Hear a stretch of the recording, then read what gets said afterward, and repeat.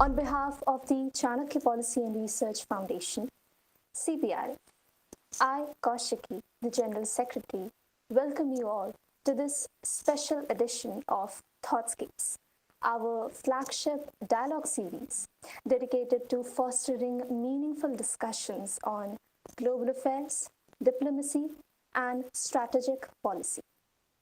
The Chanakya Policy and Research Foundation seeks to elevate India's intellectual and strategic discourse through research, historical analysis, and contemporary policy assessment.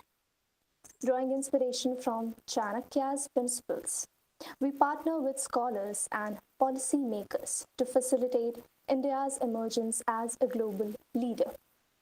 Our efforts encompass research-driven policy recommendations, diplomatic engagement, and leadership development aimed at fostering a more equitable and sustainable world. Thoughtscapes is a series that reflects the mission of uniting prominent thinkers to address urgent challenges confronting India and the globe. Today, we turn our focus to India's evolving global stature with a discussion on the unfinished quest, India's search for major power status, from Nehru to Modi. This book provides a profound analysis of India's decades-long pursuit of major power status, offering insights into these strategies, challenges, and geopolitical shifts that have shaped its trajectory. We all are honored to have with us Professor T.V. Paul, Distinguished James McGill Professor in the Department of Political Science at McGill University, a leading voice in international relations, whose scholarship has shaped how the world understands security, power, and global order. With 24 books and nearly 85 scholarly works to his name, his intellectual contributions have built bridges between history and strategy, theory and practice. A fellow of the Royal Society of Canada and the 56th President of the International Studies Association, Professor Paul is also the founding director of Global Research Network on Peaceful Change. His work stands at the confluence of geopolitics and grand strategy, offering an unparalleled lens into the India's rise in the international arena. Joining him is our senior mentor and advisor, Dr. Rajiv Ranjan, Associate Professor of Chinese Studies at the Department of East Asian Studies, University of Delhi, a scholar of Chinese politics and foreign policy. Dr. Ranjan's expertise in India-China relations and China's role in the world order adds a critical dimension to our discussion today. With that, it is my pleasure to invite Dr. Ranjan to take the discussion forward. Thank you. Thank you, Koski, and also Tamanna and Jatin for having me here at this book discussion, which is a very interesting book and very timely, I would also say. And I think I'm meeting Professor Paul. I think this is my third or fourth time, all in person. This is, I think, first time we are meeting online. So I met him first time in Canada during the ISA conference, and then in Delhi many times, and now online.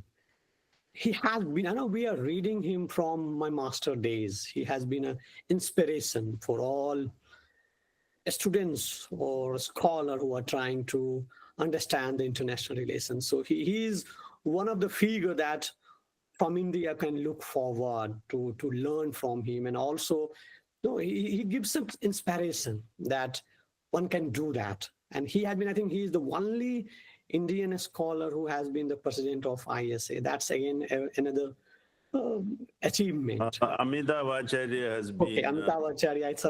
Again, two stalwart from India, uh, occupying the high seat on ISA. Now, this book, while I was going through, and when this book came in the market and released, and then I was looking, and then what I was thinking, what is must be have inspired him to write this book? And then because there are many books coming on from a scholar to policymakers, and now the discussion even in India that India has arrived, right, in the international politics. And then when I was going through page by page into his book, and then that again kind of like left me on kind of like how he has combined, and how this is the meticulously he has done the research. If you read this book, looks not so very thick, 200 pages, but if you read, go through the page, one page becomes a kind of like lesson for India, for our scholars to read line by line, because it's so compact. You can't just skip even one line, because then you will miss the whole idea about what is he's trying to convey. And then it says that India's quest for, or unfinished quest, and that also like kind of like attracted why he has not said no, because we have, let's say that unfinished yet. And then I was some time back also, there is a book by Alisa Ayers who says that our time has come. So still that means that these books, a series of books are coming, and then it signals or indicates that India has not yet arrived at, or the dream or aspiration has not yet culminated into what we wanted to.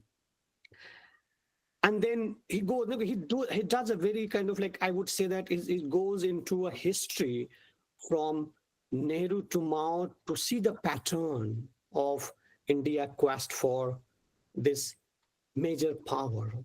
And then I think he uses interchangeably major power, great power, but he lifts the kind of like a global great power aside, because India has not yet achieved that power. And and then he said that why India has not yet achieved, or let's say that during the 18th century, why? Because earlier it was India and China were kind of like considered to be a great power. Then what went wrong? And then if I'm right, then if I'm reading his assumption or statement right, then he says that because of the military power, because only thing that we lacked during, and that made us to kind of like to kind of like go into, let's say, second tier or middle powers ranking. And then he also tried to, let's say, that clarify the concept that a status recognition. And then he very beautifully says that, like beauty, the status is also beholds in the eyes of the holder, right? Because sometimes it's not that what you are trying to say, that if you are saying that you are a superpower, and if you other power is not recognizing you as a superpower, then you are not. And then he goes into detail about how this status recognition is also, let's say, that biased in terms of what he said, that the racism, right? So, and then he goes to build upon this idea of what are their problem in India achieving this great power status, or let's say that in his terms, major power status. And then he says that there are many, and I will not go into detail about, because if you want to read and go into through his ideas, then I must recommend that you should be reading his book. Now, one thing that he says about is why China has arrived, because his writing or his book starts with the China-India rivalry. Now, when he says that what's amount to be a great power, and then he says that if you compare India, China and US, and then one thing that is stuck is if you look at the United States has this external mobilization capability. And if you look at the Chinese, where you have the internal mobilization capability, then that would also form into a kind of like a question that Professor Paul may like to answer on what yardstick or indexes, because we don't have the internal mobilization capability. We don't have external mobilization capability. So how India can achieve this mobilization, these two, to kind of like again achieve and thereby try to be in a league of this great power status. The another thing is he also tried to bring what we are now day and night we are trying to say, and this is not only India, it's also like Chinese also, that is the concept of civilizational power or moral base. And there he says that this is given, but it's not sufficient to claim that you are a superpower, a great power, because the moral basis for the superpower or great power status is like is greatly skewed, because it's not gives you that capability that you demand. You demand on the basis of your morality, but it's not given. And I think there is a similar debate within China also happening, that how can you achieve this great power status, where you have a Chinese scholar called Yan Hong, who say that China has to become a moral authority. He goes in a very different direction, not on the moral basis that how you support the international responsibility, but how you can attract. Professor Paul also talks about that the Indian domestic politics or Indian political system, which is the tolerance, the secular, it also acts as a soft power. It also acts as a kind of like your domestic system also gives you a certain advantage over the other power, where the other power comes, let's not say come, but also realize that they need to give a recognition. Now, when it comes to recognition, there are the three that Professor Paul also tried to list. One, I will not go into all other area, but three. One is how the superpower of the day recognize you or accommodate you or deny the status, or let's say that be indifferent. So there are three. One is the accommodation. Another one is the denial. It's absolutely denying that you have arrived at the scene, or they are indifferent. Professor Paul rightly points out and rightly emphasizes that US has partially accommodated India into a major power status. But when it comes to China, China is like sometimes it's very indifferent, or let's say that it also denying the role or a status to India being in a great power league. And thereby say that how India can, and where I wrote an article long time back where he said that a status recognition, I says power dilemma, because India and China both are engaged in this tussle to acquire or accumulate more and more power. If you look at any yardsticks of great power, India is militarily doing good. You can say that economically also. But when it comes to the very coveted international organization membership, India is not there yet. And China is there, but China doesn't have a leverage where it has alliance or friendship. And thereby, when the Belt and Road Initiative came, it was all about, let's say that, being friendly with many more countries, or trying to formulate, or let's say they're trying to formulate or build an alliance whereby you have number of countries joining your cause. And then what we have seen in that India and China both are denying, let's say that what Professor Paul says, the prestige or the status. While China was trying to get this prestige by Belt and Road Initiative, India is trying to get this recognition and the status by joining the United Nations Security Council, NSG, but both are kind of like denying this status to other countries. And then Professor Paul also said that so China, or let's say that there is a professor called a Chinese professor Xiaoyu, who say that China is kind of like, ambivalent towards India and accommodating. So he say that ambivalent accommodation to India's status into this international politics, or let's say that the major power. Now, if you look at another Chinese scholar who talks about the power transition theory or role transition theory, or role theory about the Kai He, who say that how US is trying to deny this status to China in Indo-Pacific by creating more and more platforms where they are inclusive to India, but very exclusive to Chinese. Now, that says that this power status is not what you demand, but or you expect to be bestowed upon you, but it also depends on how the other states are recognizing your power. Now, and thereby,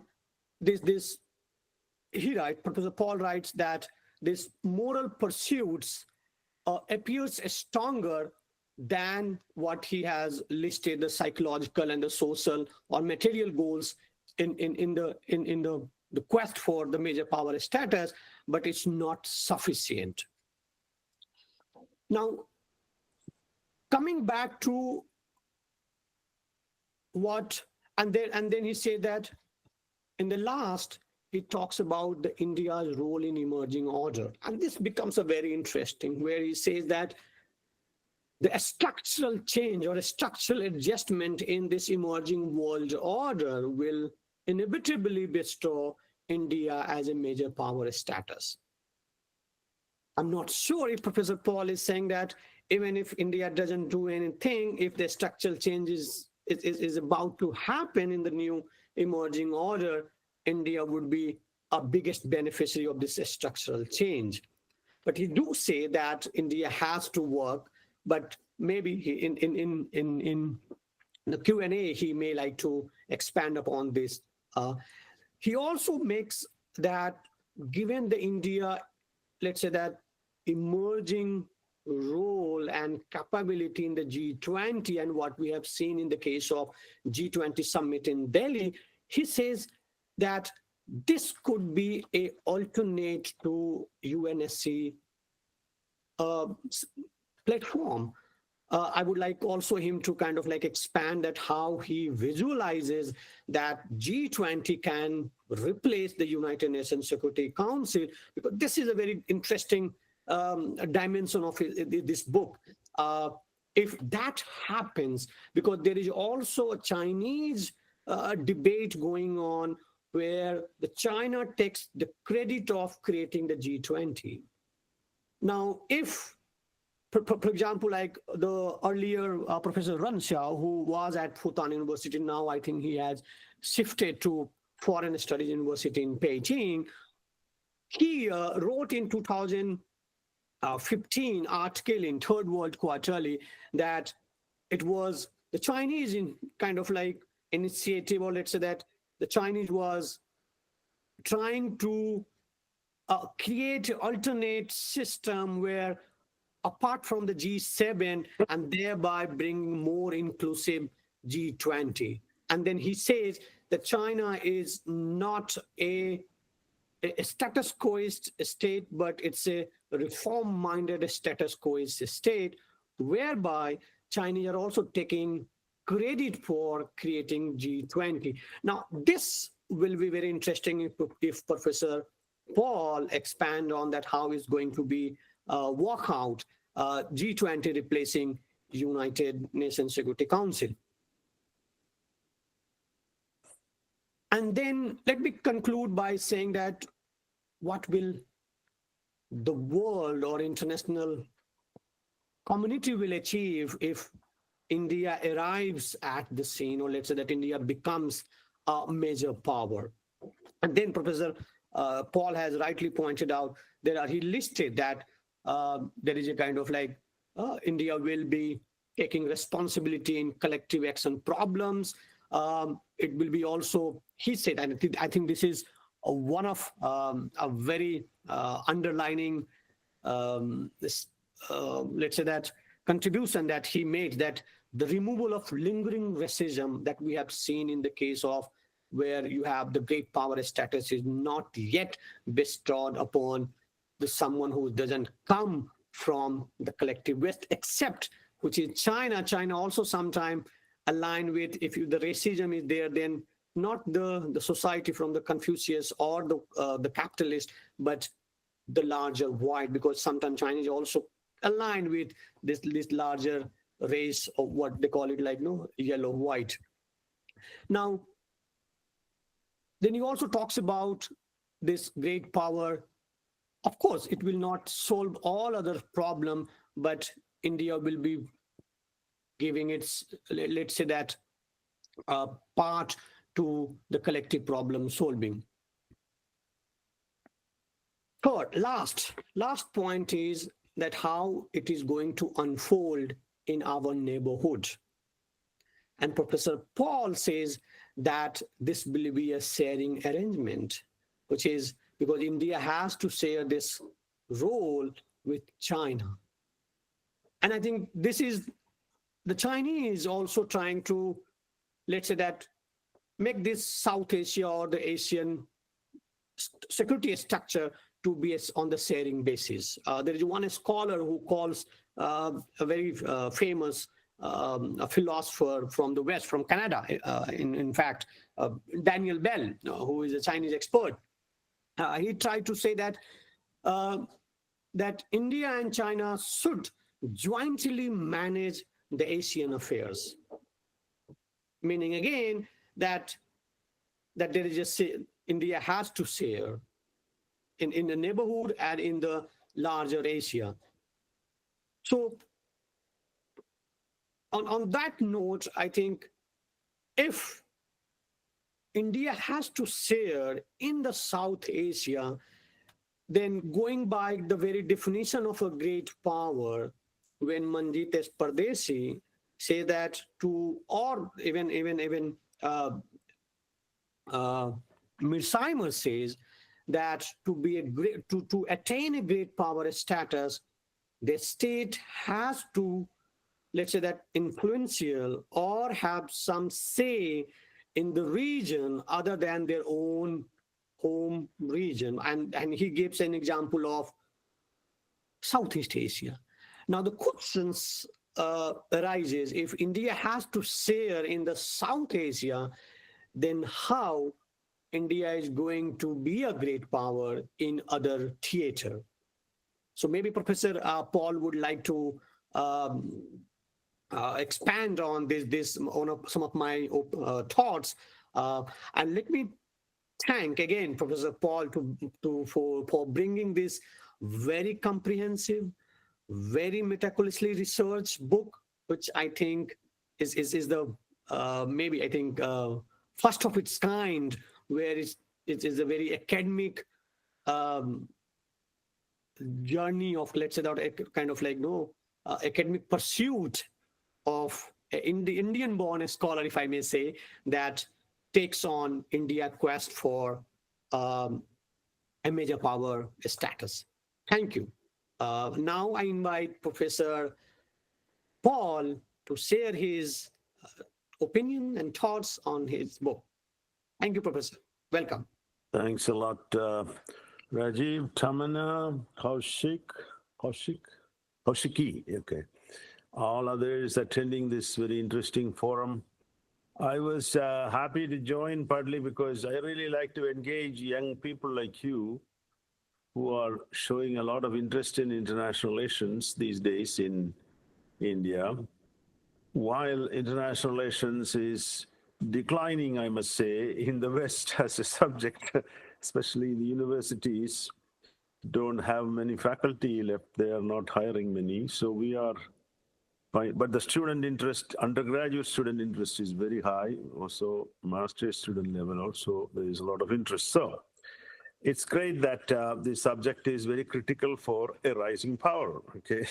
If you look at all rising powers, all imperial powers, great powers, they contributed to, earlier it was diplomatic history, and then it is international relations, strategy, security.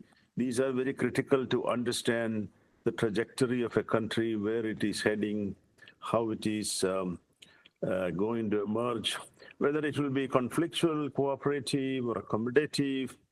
So a lot of things can be studied, and status itself is a very fascinating topic. I'm working on more and more additional works on how great powers end up in violent conflicts over status quest, as Russia is doing in Ukraine.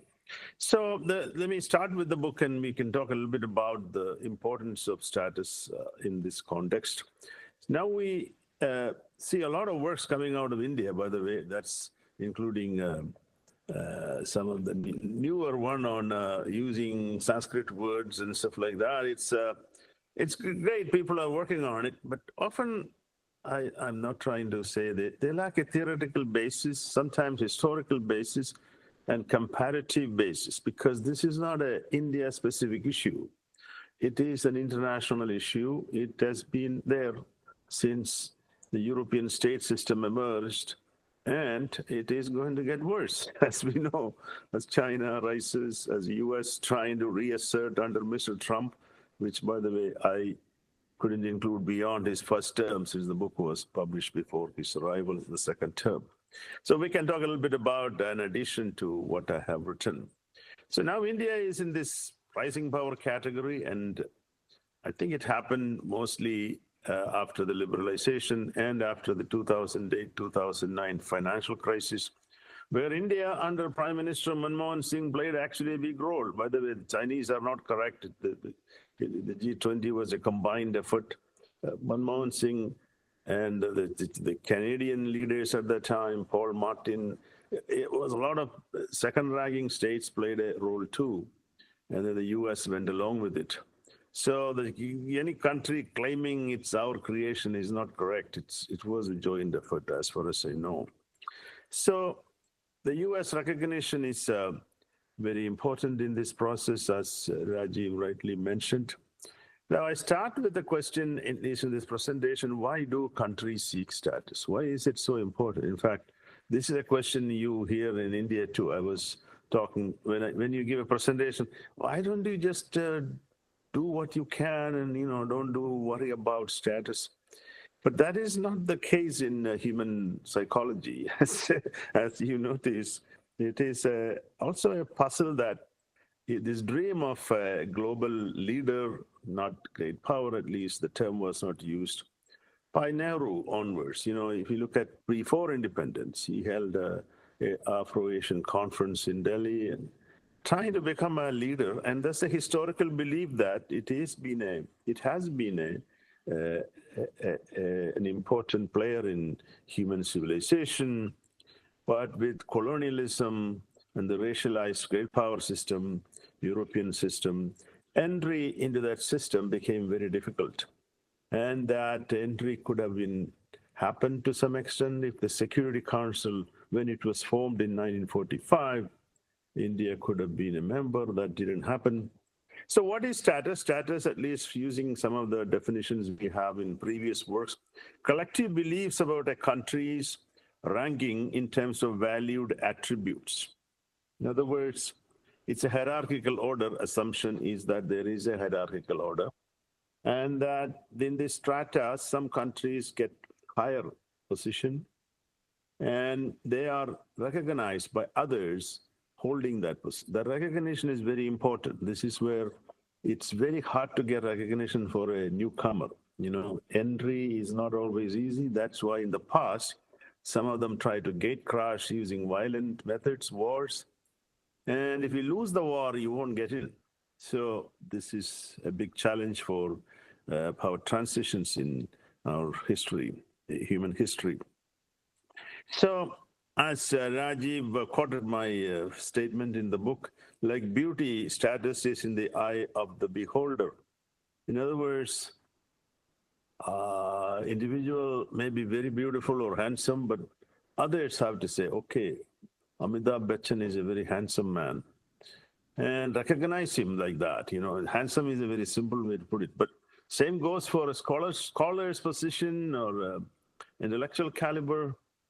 The Scholar cannot just say, I'm a great scholar. Others have to say, confer this to you through sometimes recognition, chairs, or other forms of recognition is there. So it's a recognized identity, and that is very critical to not make claims that we have arrived without really saying how others are viewing you. Okay, this is actually a challenge in India. I think 70% of Indians there was some kind of a Pew data showing that 70% of Indians believe that India has already arrived, but outside world, only 30% think so. So, I mean, of course, these kind of surveys are not the best. So what is a great power? I tried to define that it is actually a evolving definition. In the past, it was all military power, or mostly military power. Okay, capable of hurting, depriving, providing security of others. That's Jack Levy. Then they added country with the highest goods and services, dissemination of knowledge. So a comprehensive national power using hard power, soft power approach needs to be looked into. Hard power or coercive power or capacity to have coercive power. There you have military, economic, technological, and demographic. Soft power is a normative position. That's a power of attraction, by the way, using Joseph Nye. Then there is smart power too, but that's a combination of both, how you use it, diplomacy, important there.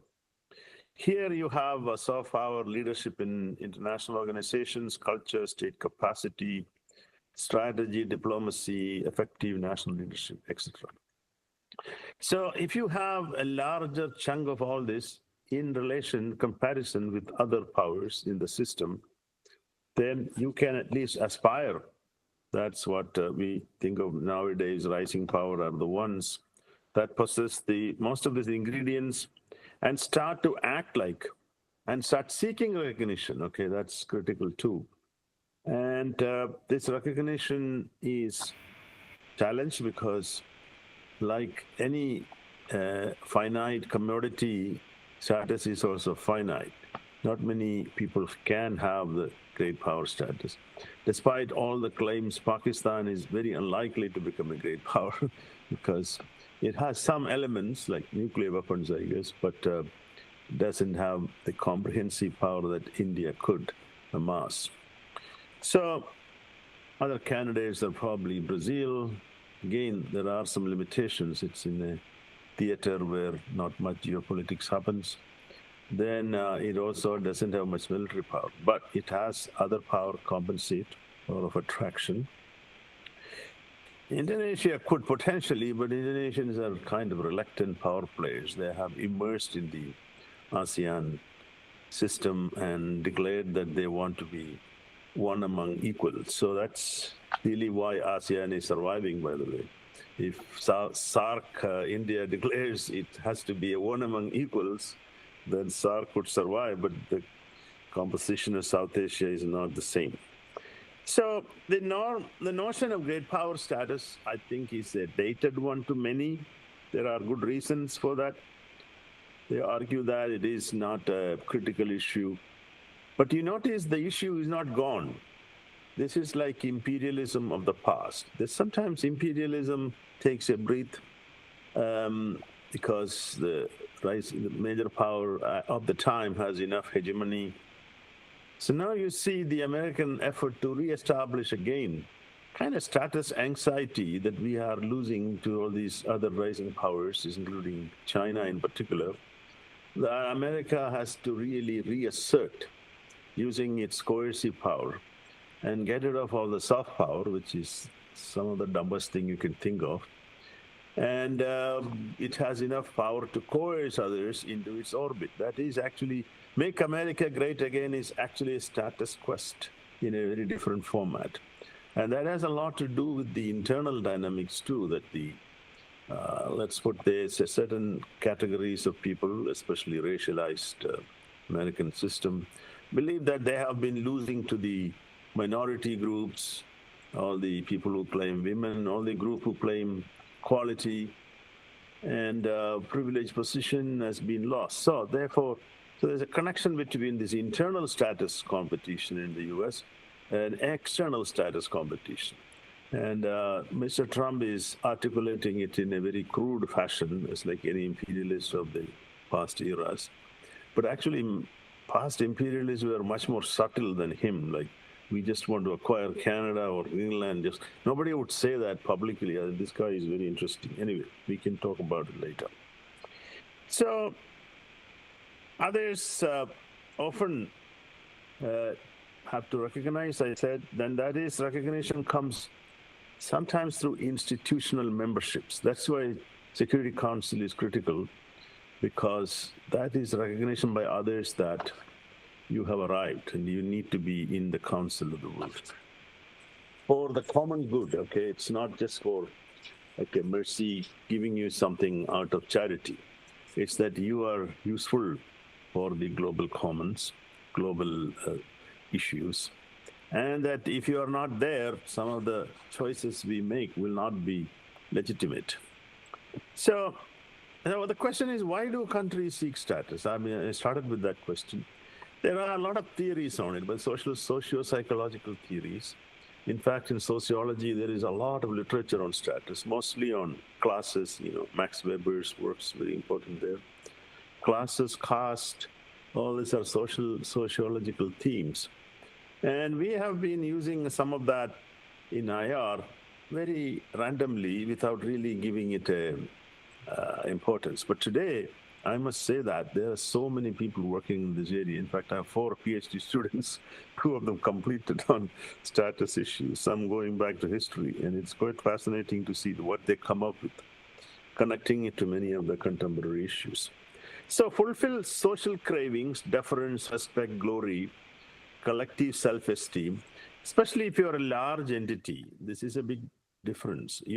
South India is a very large entity.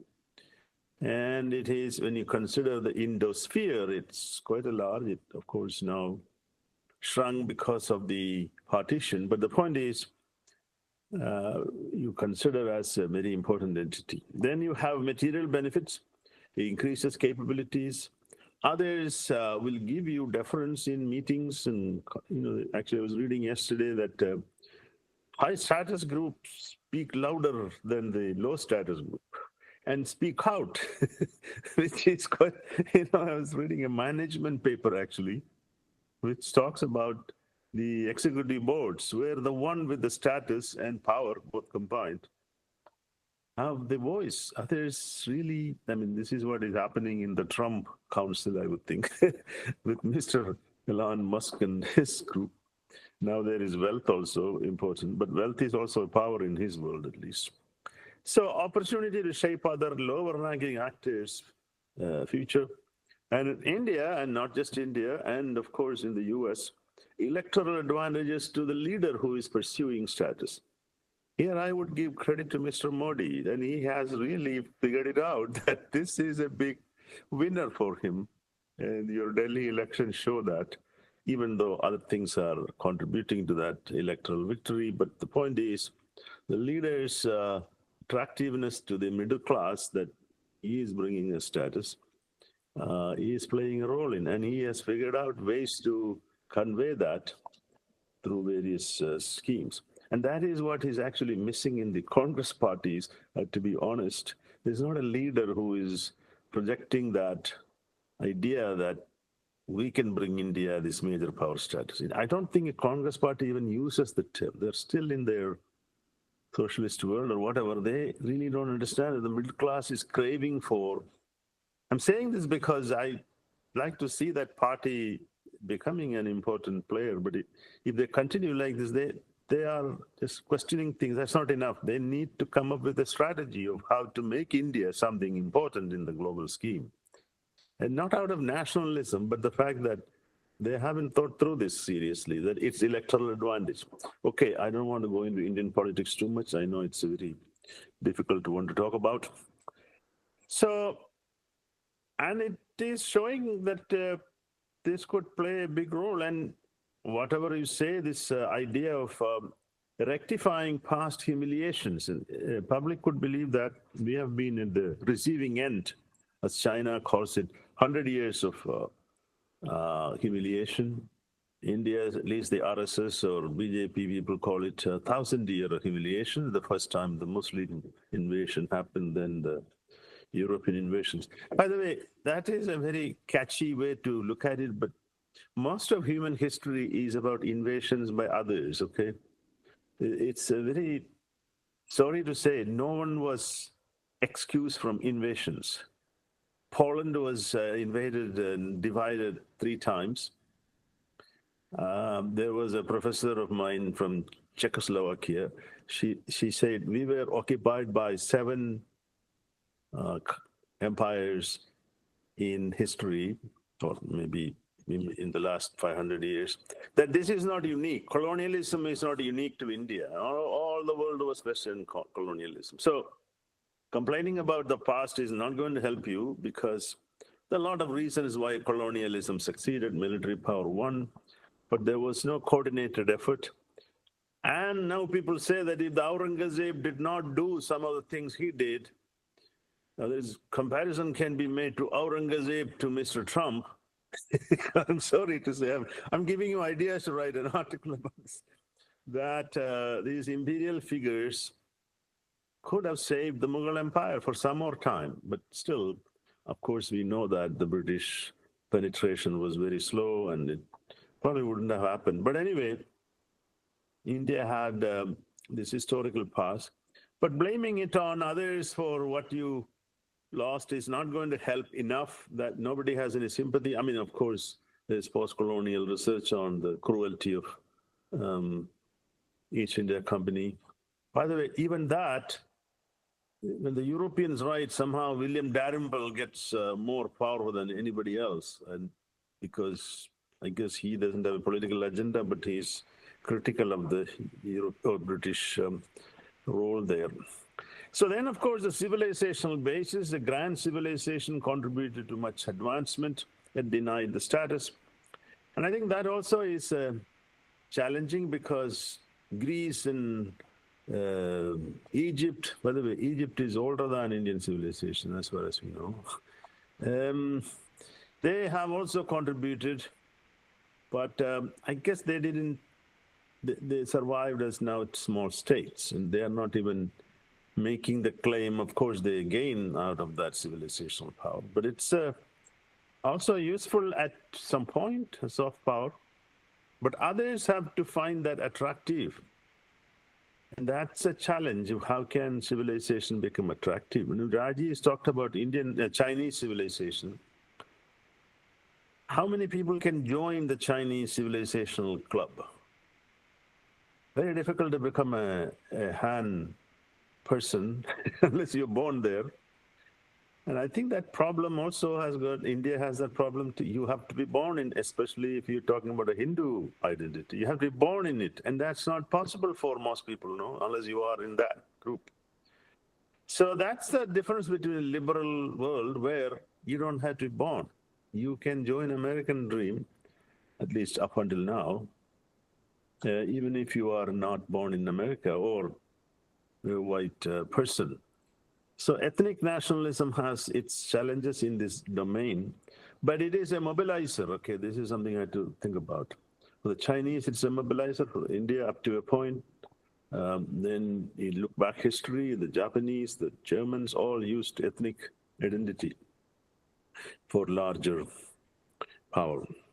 So there is a issue of perceptions and misperceptions. As I already mentioned, status seeker can misperceive his importance or his achievements. And so it is an ascribed identity, but it is an aspired too. Without aspiration, you're not going to get there. It's like winning your IAS, IFS. If you don't aspire to write that exam, work hard, you are not going to get there, as we know. Only a few enter this elite club of administrative service. So you really have to work. But if you think you have achieved these parameters, and then nobody is recognizing you, that can generate violence. As we know in Indian international history, the Germans thought they were seeking this position, but the established powers were not giving them. They had to lash out. and internal violence too, which is another thing that I think there's a lot of work is needed. So majority groups can think the minorities are fifth columnists. They are not part of this project. And the Germans then, for instance, put the Nazis put Jews, Gypsies, anybody who is not part of their dream as enemies of the state, who will not help our goal.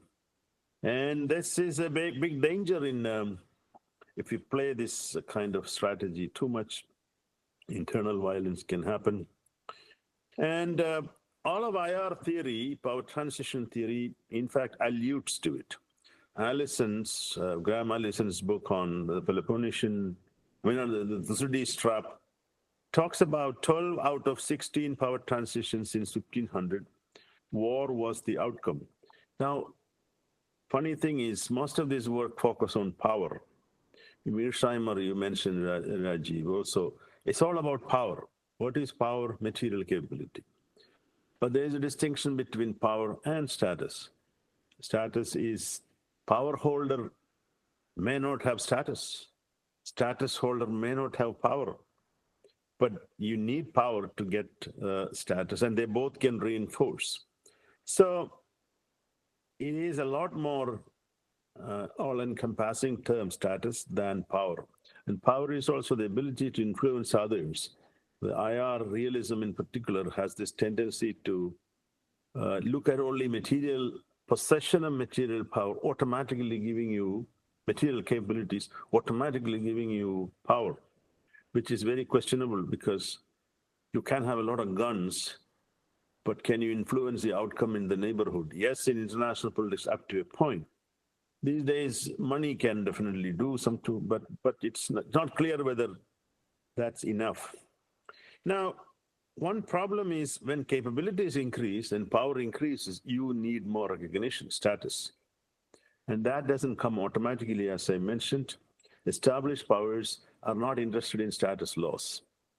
And this actually is very relevant to internal dynamics, where we talk about class, caste, race, gender, because it's often a club good. Means if you're already in a upper caste, in India's case, the interest is to keep that status as a dominant group.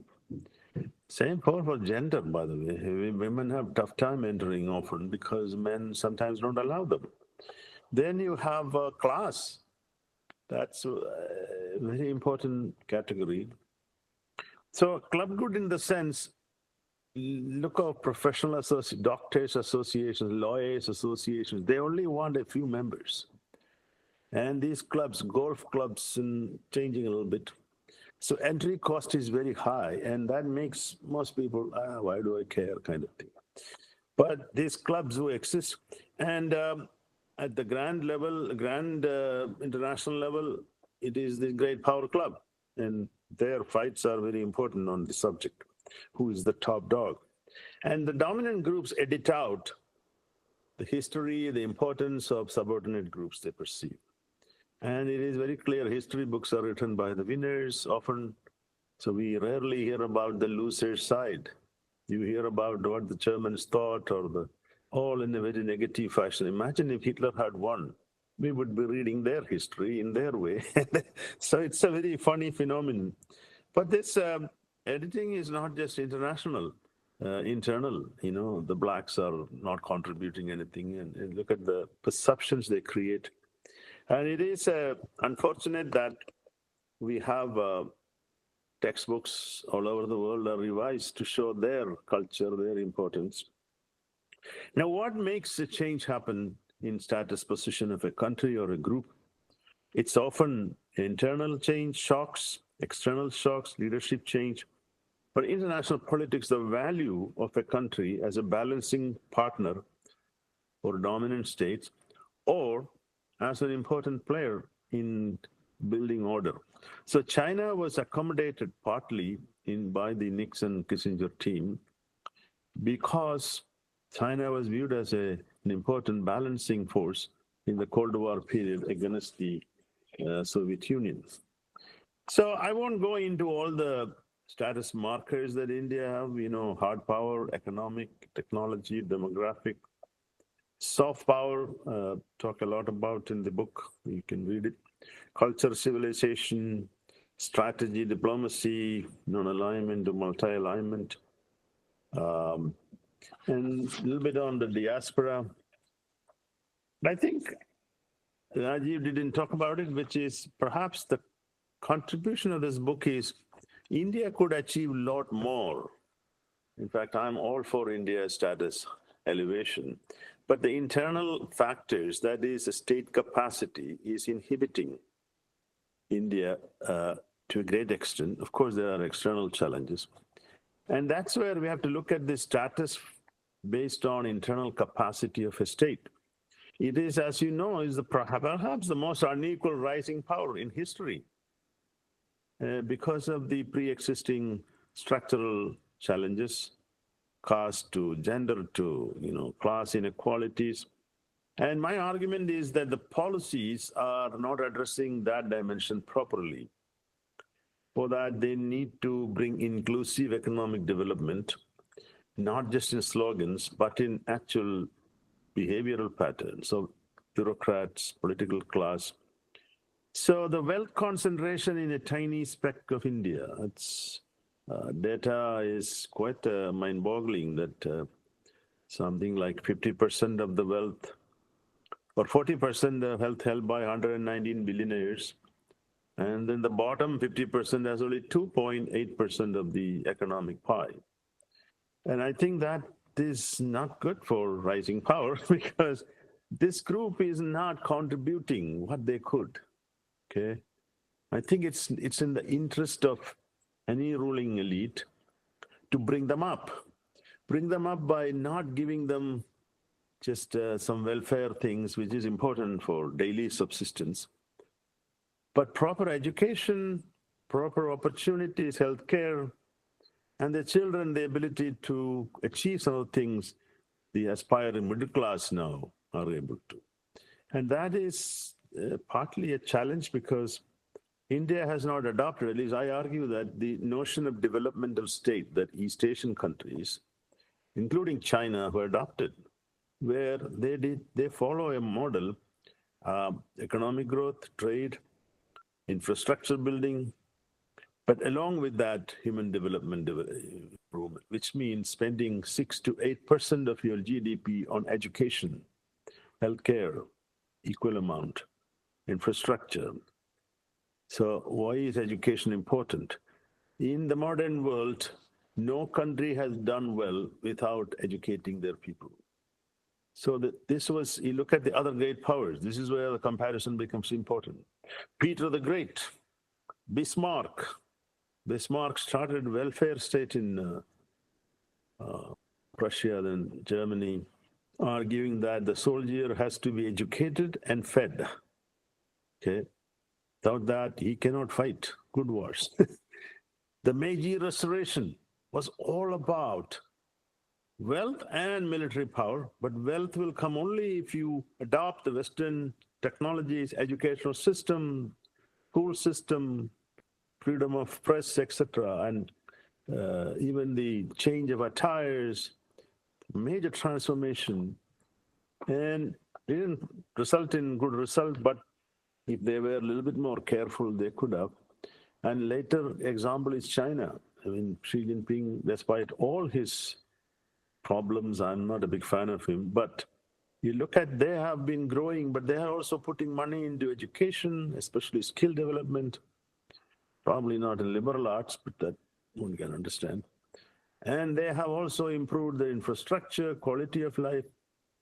Not a perfect society or even to emulate, but there are things they have done. And all the East Asian countries, except probably the Philippines, have followed a kind of developmental model. Even Indonesia, by the way, they have better educational standards in Indonesia compared to India, I was told. So the liberalization has brought massive improvement in India. But why is the HDI ranking still 132 out of 191 countries?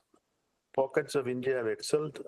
Then you have large chunks of India still suffering from many of these things. And so I applaud that these welfare schemes are really helping to great extent, so that you don't have that famines or abject poverty. But that's not enough for their aspirations. I'm talking about the lowest 30 to 40%. Their aspirations are changing. And we have to think of policies. The bureaucrats and others have to think of political class. They are also status groups, by the way. In Indian bureaucracy is very status oriented. That's why they don't want to expand the IFS cadre, or and so I don't need to tell you how much people show off their, status in airports to wherever you go. So this absence of a developmental state is part of the challenge. India needs to improve the quality of life, livability index. And you are in Delhi. I don't need to tell you that China had, by the way, worse pollution in the Beijing. I don't know what they did. They closed all the coal things, but they have now apparently the air is breathable there. Something has to be done on these lines, and that is a state capacity, the capacity of the state to implement policies, come up with policies, and not to just introduce policies and leave. How to accomplish the policies, very critical here. So I also go into international constraints, which are big in this domain, and where the problem to me is latecomer problem. 1945 in San Francisco, when the UN was created, India was a colony, and this topic deserves more attention. Why Indian National Congress could not fight? They were focused on the Quit India movement, and then many of them were in jail. Still, the representation was very poor in San Francisco. And then, of course, the NPT, India missed out that cutoff date of 1967 before it needed to test. So strategic thinking was not going into the calculations. In fact, Nehru claims that India is so big that it will have to come recognized. This is a big myth, actually. I am a big fan of Nehru, but this claim that automatically you will enter into this great power club is not right. And that is a problem, the challenge. And the test, 1974 did not produce the result. In fact, other great powers joined hands, US led by US, to stifle India because India was trying to crash into the great power club. At that time, nuclear weapons were considered as an entry point, but not anymore. So talk a little bit about these constraints still persisting in getting that recognition that India has been striving. But the US-India partial accommodation, the nuclear area, was very critical for whatever you have international status today. Otherwise, the sanctions would have continued. The language of the great powers would have been always India, along with Iran and Iraq and North Korea, Pakistan. That it got out. So I had a meeting with Manmohan Singh when he was a few years ago. Very generously met with me. I was quite amazed how he would even. I just wrote him saying, "I'm coming. Would you be interested to meet?" And I said, "Come and meet with me," by his personal email. What a humble man. So, and then I go there and ask him, "Why did you sign that agreement?" And his number one answer was to remove India from nuclear apartheid. Not, I have a quote in the book, by the way, not just to get some reactors or anything, which was quite an opening, and he never sold that to the public sufficiently, I think, or the Congress party. And I think that is very critical. That is a status part of it, that you were treated as an outcast by the system. And the way to enter that system is making an accommodation. And the US made a lot of concessions. And then, of course, they value India now partly because of the value as a balancing force, geopolitical necessity, as many call it, and that India is potentially the only power that can have a balancing capacity. And then potentially, I say, because India does not want to play this as fast as West wants, which makes sense too, because of the internal changes happening in the Western countries. So then I go, actually, I have quite a bit on the China challenge. I won't go into all that, why China is having this perceptual discrepancy, despite being so intertwined civilizations, at least during some eras. Darimble's new book talks about that impact India had on China or Indian civilization. And but the Sinologists simply recognize it. In Chinese themselves, the Communist Party never liked Buddhism, by the way. They don't like peaceful change or peace as is described in Buddhist texts. And then, of course, India also neglected China and vice versa after the war in particular. So China wants to be numero uno. It doesn't want another great power challenging its order in the Indo-Pacific or Asia-Pacific. And China sensed that it has a 5 times gap between India on most parameters, and that it has also certain capacity to influence regional states. That's why the status sharing is a very concept that I think I introduced in this book, co-sharing South Asia. That really need to be looked into, because in the emerging world order, where in the past regional dominance, that's a mistake Mearsheimer makes, reading too much from history, that you can dominate a region, but others never had the capacity to intervene. For instance, the US dominating Southern Hemisphere with Monroe Doctrine. But now look at China has entered that region with economic power, not military power, and soft power. And the US is struggling with the Panama Canal thing because it thinks that somehow then Panama could be an example for other countries that benefit from BRI. So there are different ways to play this regional constraint. And by the way, China also has a regional constraint. Nobody in Southeast Asia has really accepted, except maybe Cambodia, Chinese hegemony. Which country can say that it is regionally so dominant? US up to a point, but I think US is, if he continues this policy, US will lose Canada, US will lose Mexico, all the other countries that is considered as its orbit. So I talk about the status humiliation from 1962 laws. Then the Chinese also are afraid to some extent that the Quad becomes a military alliance. And to their satisfaction, it hasn't, and it is unlikely, unless they become very aggressive and take over regional states. But India also has a challenge in the naval area. Its navy is increasing capabilities, but still stuck in the Indian Ocean, as far as I see. Somebody mentioned the Malacca Straits, and it can probably close up to a point. But by the way, if India closes the Malacca Straits, China will attack the border powerfully, and it can escalate, as it may not be able to confine the conflict. So the escalation patterns of previous wars have to be thought about. But despite that, I have another book called India-China Competition, but there is a cooperation too, and sometimes they use strategically the cooperation when they see the common threat coming from the West. As the recent agreement shows, that there is a strategy behind it, and it's actually a smart strategy that we have other ways to deal with the situation. But India has not joined any of the Chinese-led efforts to unilateral efforts. This is very critical. Why the BRICS has been a successful, or its banks, up to a point, because India has a voice in it. BRI, India doesn't have any voice, or CPEC, RCEP, Chinese-led mostly. So RCEP is a little different. Then, of course, the salami slicing strategy of China. I think the Chinese are misreading the value of it. In fact, they could gain a lot more by not upsetting that border. Of course, their strategy is that way, India will be keeping its forces on China and Pakistan, dividing its capabilities, and won't build the Navy.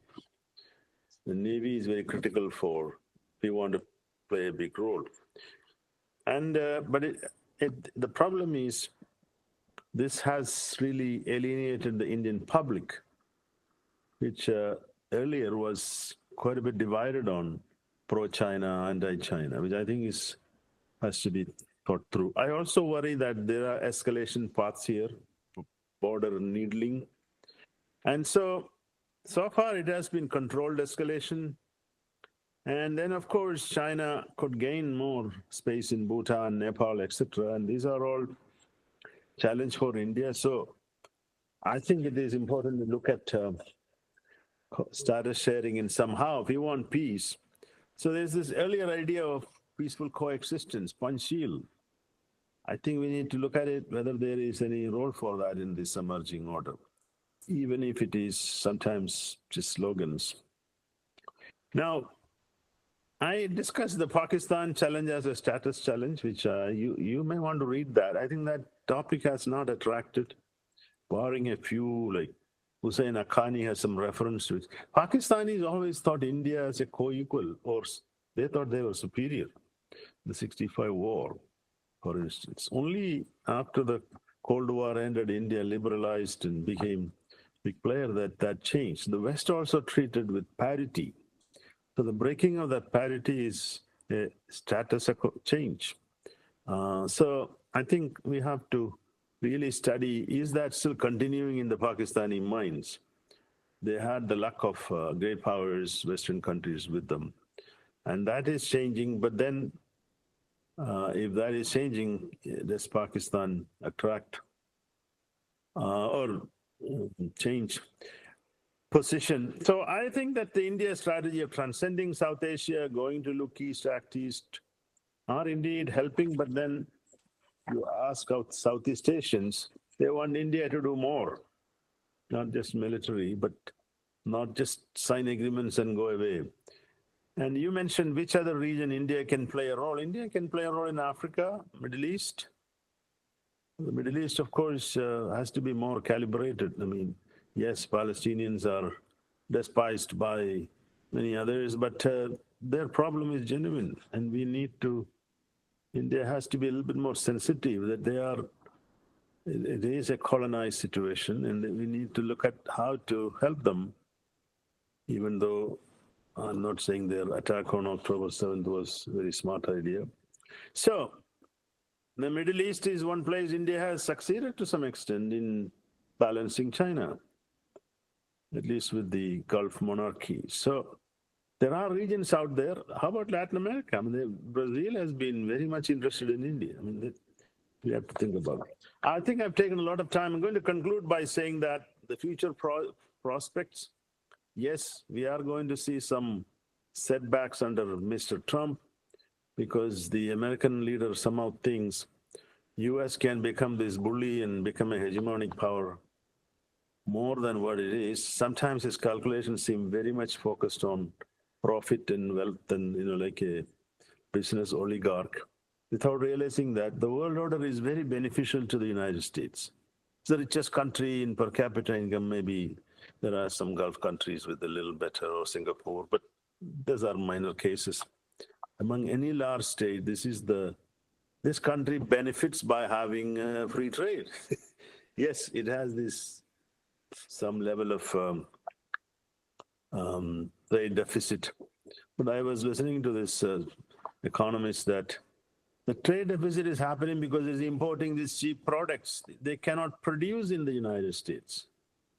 They will start lose their GDP if they give up on their high-tech items. That's what is bringing the wealth to the United States. So it's apple and orange are fruits, but they are different fruits, no? And you can be producing a lot of bananas, but bananas and Toyota cars are not the same. The one with the Toyota car can buy any banana he wants.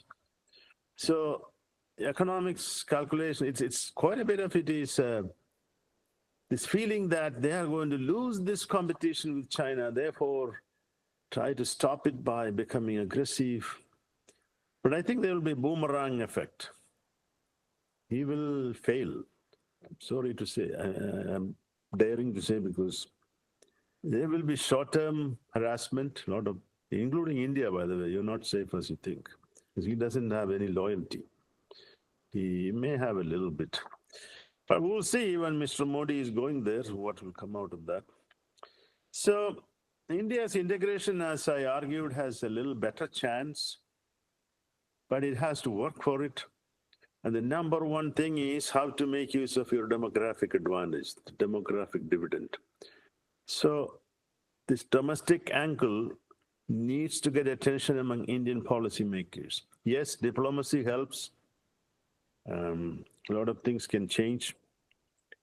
But India also need a better strategy, better ideas for world order issues.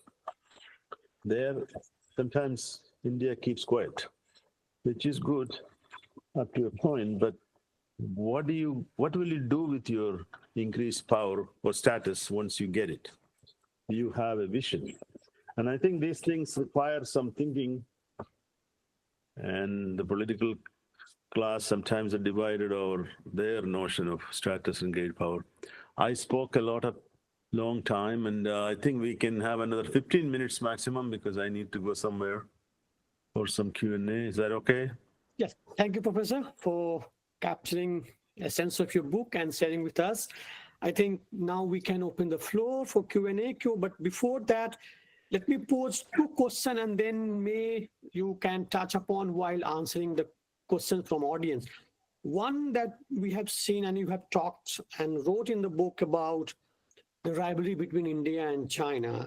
And I think now the material and territorial rivalry is also like entering into an ideational and normative rivalry that we have seen in the case of the global South, forming the global South identity. So how China and India will play in this ideational and normative domain when the India and China is contesting for the same audience to kind of like, or a status quo. The second that you have also talked about, the more New Delhi try to balance China with the help of US and Japan, it will likely to get intensified and China will counter it.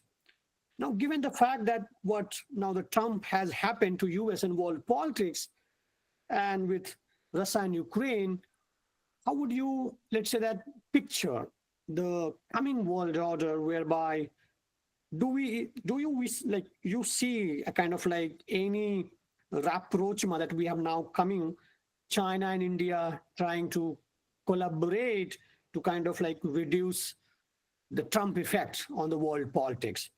And with that, let me open this floor for audience, and then you may like to touch upon this while answering the other question.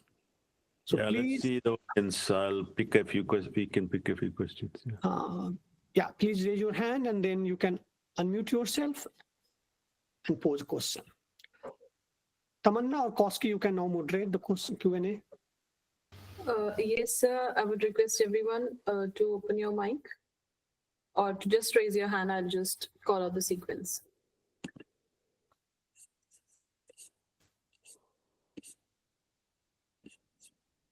Okay. Nobody is ready to speak.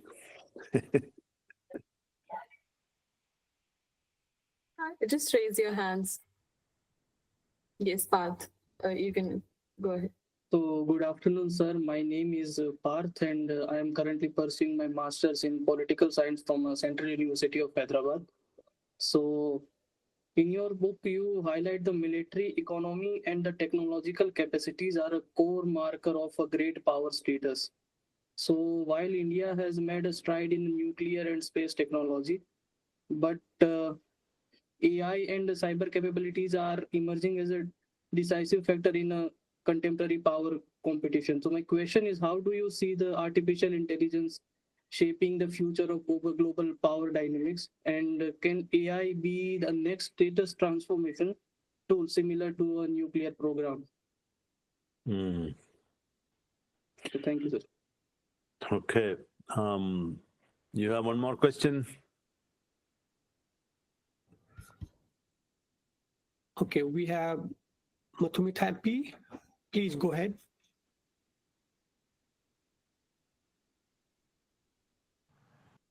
Mathumita, speak.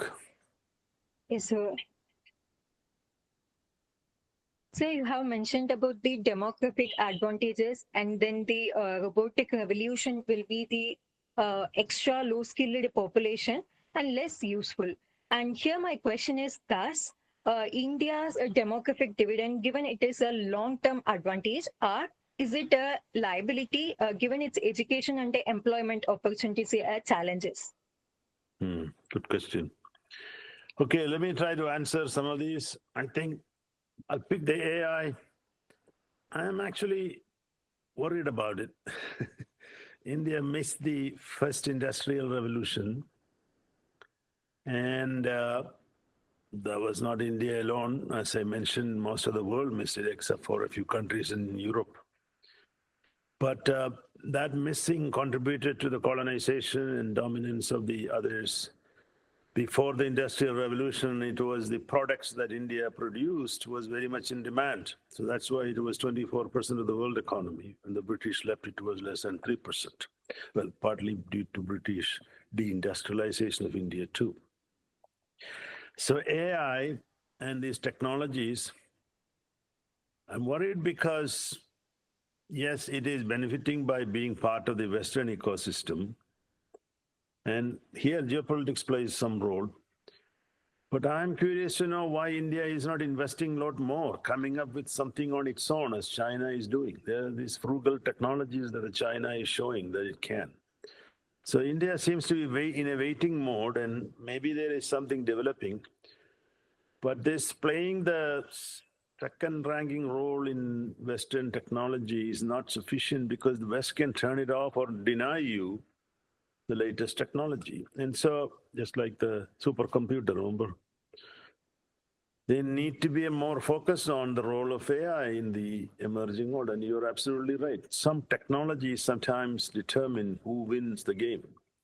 And this is happening so rapidly that it is difficult for people to comprehend. Sometimes people say it's a lot of hype, but you still need humans to work around these things. But I think attention should evolve into not just staying as a provider of software or even that. I believe the AI can do the codings and all the things back-end office work that India does.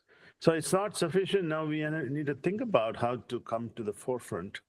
So I agree with you that it is a worrisome trend if India doesn't put the resources and scientific research into it. It may have India has excelled in space. Why not like that in this domain also? The demographic advantage, that's one of my biggest arguments, a fleeting advantage. It is actually the next 20 years or so, India will have this population, working age populations, 18 or 19 to 55. After that, they will decline because of the population decline. China is already starting to face. That's where also AI may come into play. India has not really made use of that demographic advantage because of this inequality and educational skill set that you mentioned. Some segment is getting up to a point. And that is also a reason why a large number of Indian students leaving for these other universities in the Western countries, which has its merit. Many of them may go back and establish their presence there. But I think the educational system has to improve, which would require collaboration with other university systems in the world. So you can't shut them out. Visiting India now for a foreign scholar is very hard. You have to get a lot of permissions, etc. And so I don't know whether that has helped India to project its power, but why not bring this diaspora professors and educators and hopefully start university. There's a privatization idea, and then develop a lot ideas into each region, each state, having good university system, school system, technical educational system. So a national mobilization to use this demographic dividend is very important. Along with that is job creation. For that, India also needs a different strategy. I think economy is growing, but it's not getting that jobs that the young people want. Okay, is it a liability? I don't think it's a liability. You have to make use of it. China proved that it is not a liability, it's a benefit. And in fact, the workforce that the world needs come out of India because of the demographic advantage. So if you can do both, provide the world workforce and domestically use them in the domestic economy. So a lot of it is policy, social engineering needed, how to calibrate the educational system, create a new culture with respect to commitment, research, productivity, etc. Rivalry and China, ideational, normative, yeah. I think the rivalry has always been quite a bit normative. If you look at the day one onwards, it was China had a different vision of Asia and India had a different vision. Bantung was where this clashed first, where Nehru and Chow Enlai had some issues there. No, you may recall that. So, but then it diverged. I think the balancing question is interesting. Up to now, India has been, or India and China sometimes play their BRICS connection. Now, if Mr. Trump is going to put difficulties on BRICS, especially the currency system, my reading is the BRICS may have to come up with a currency alternative because the other countries' currencies are losing so badly because of these policies of Mr. Trump, which, by the way, is going to hurt the US because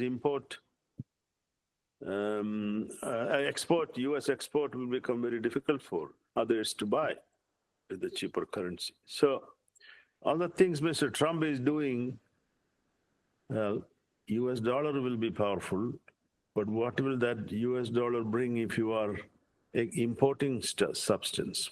Will it force the Americans to produce the things they need? So I think there's going to be a challenge for BRICS for the next 4 years. This man is determined to dismantle BRICS, and India will be asked to do things. And it will be interesting to see how India navigates that. But I think BRICS is probably needed to prevent polarization of international system. By the way, one thing I agree with the policymakers in Delhi now is a new Cold War, a bipolar system is bad for India, or even intensification of great power rivalry. This multi-alignment is possible because the system is not polarized. So if it is deeply polarized, China and Russia will unite. Then India will have a tough time playing the swing power because the US will expect India to join. So this is a tough, delicate balancing act for the rising power who wants to be accommodated by everyone. I guess they have some capacity to do some of it. And we will see how this play out. The US could be a disruptor, actually a revisionist power right now, and more revisionist than China, because China wants international institutions to reform, not to destroy, as far as I know. These guys want to destroy it very short-sightedly, because once you destroy institutions, very hard to create new ones that replace them. And they want their dominance through coercive force. In fact, the American hegemony was very much based on soft power too, the attractiveness of America. And that they are rereading as if it is a liability. But anyway, the next few years will be very interesting. So India has a delicate diplomatic task, which sometimes may work through top levels. But in this meantime, India has to strengthen its scientific, technological, and economic base and the demographic capabilities to continue to play an increasing role in the global economy. And by the way, the GDP growth is also very important. Per capita income growth is important. The GDP actually can suffer if there is a contraction, and the currency now is putting its back to, I think, the 4th place or 5th place or something. It was overtaking Japan briefly, as far as I remember. But anyway, I will stop there because if there is one more question, I can take. Okay, thank you, Professor. As you agreed to take one more round, so let me invite Rudraksh Bansal and Ruchik Pandey to Please unmute yourself and be brief. Introduce. We will close in next 5 minutes maximum. Next 5 minutes maximum. Rudraksh Bansal. Okay, I think he's not here. Ruchik Pandey. Okay. Manju Kundu. Okay, they just raised the hand. I think now they are. Okay, Suryansu Satyam. Good evening, sir. Okay, Manju. Okay, please go ahead. Good evening, sir. Thank you. First of all, you have mentioned very good points. But, sir, because paucity of time, I want to ask a very brief question from you. As Plato said, like state is an individual writ large. As a student, as a youngsters, how we can contribute towards our country? Like as we equip till now with our education, with our learnings, and with our schooling in colleges, what do you think, like with your experience, with your learnings, how we can contribute in our country? Because as the things going on in the world system or at the international order, there we can't contribute a lot because those things are going on according to the foreign policies, according to the, like, they are very at the broader level. But at our individual level, in our society, in our political system, how we can contribute? Thank you, Manju. That's a big question for me. Okay, Ruchik Pandey, if you are there, last question. Right. Okay. Suryansu? Okay, I think Okay. Professor Paul, you can answer. I'll just make very brief. I think individual contribution is very important. If you have any kind of power position, any kind of role, that category of people can do a lot. In the book, I talk about the village officer, the panchayat president, the council member, the bureaucrat sitting with files and piles of files and waiting for a bribe. Okay, change your attitude to make India great. If you are a patriotic person, you move that file and help the people. If your attitude is that I don't care, I want my money, then this will hurt India, isn't it? So a new attitude with respect to ethics, honesty, willingness to help, and moving things fast. That's one. But if you are a student, do your job, study well. Don't expect the world to come to you. You become an important. India has opportunities, by the way, especially if you are in metropolitan cities. So whatever thing you get in, you contribute in, even if it is simple way, even if your household. I can give a simple example. Don't throw the garbage into the street. Okay, this is a, or don't do things, public space, keep order and hygiene. That's an individual thing, no, isn't it? And even if, say, oh, the state doesn't have to come for everything. The state is not often fast. So if your village is affected, you help the villagers in a crisis situation and show examples of how to keep things tidy and clean. And one of the things, it's unfortunate to say, visiting any Indian cities, including Delhi, there are, of course, nice malls and hotels and all that. But how can you walk around the city and how do you make it a walkable, easygoing city like many other places in the world and breathing? So there is a lot can be done individual level, but I think the people with some power to make changes are very critical. They have to start with their attitudinal change. And this has to come to them that making India great is part of their job, connected to their individual job, which is what the Chinese Communist Party has instilled on the communist members, that you are contributing to China, making China superpower. Now, I don't know whether that has happened in India. As far as I know, it's mostly in the sloganeering level. That's not enough. We need to think about patriotism with contributing to the national well-being.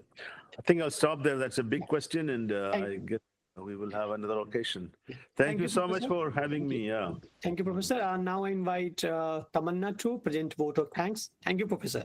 Thank you. Tamanna or Koski? I guess we Okay. also have another question lined up here. I Yeah, think no, now I have to Professor close. Paul has to go somewhere, so Okay. we have to bind up. Sure, sir. So I guess I'll just conclude it. Yes, please.